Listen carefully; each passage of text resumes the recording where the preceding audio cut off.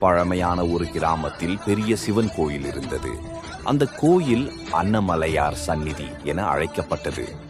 அங்கு தினமும் மக்கள் வந்து விளக்கேற்றி அர்ச்சனை செய்து மன அமைதியுடன் வீடு திரும்புவார்கள். ஒரு நாள் அந்த கிராமத்தில் கடும் வறட்சி ஏற்பட்டது. பல மாதங்கள் மழை பெய்யவில்லை. கிணறுகளும் குளங்களும் வறண்டு போனது. மக்கள் துயரத்துடன் இறைவனை வேண்டி கோயிலுக்கு சென்றார்கள். அப்போதுதான் அந்த கோயிலின் முதிய சந்நியாசி மக்களிடம் சொன்னார், உண்மையான பக்தியுடன் அனைவரும் சேர்ந்து நம் அன்னமலையாரை ஒருமுகப்படியே பூஜிக்க வேண்டும். சிவபெருமான் கருணை கண்டிப்பாக பொழியும். அந்த இரவே கிராம மக்கள் அனைவரும் ஒன்று கூடி தீபம் ஏற்றி ஓம் நமசிவாய என்ற பஞ்சாட்சர மந்திரத்தை தொடர்ந்து ஜெபித்தார்கள்.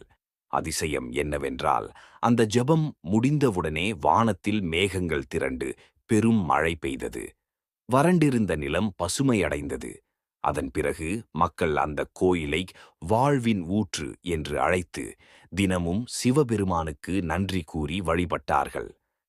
சிவன் கோயில் என்பது கல் கட்டிடமல்ல, அது நம் மனதை ஒருமுகப்படுத்தும் இடம். உண்மையான நம்பிக்கையுடன் சிவனை வணங்கினால் வாழ்க்கையில் எந்த கடின சூழலும் கருணையால் நன்மையாக மாறும்.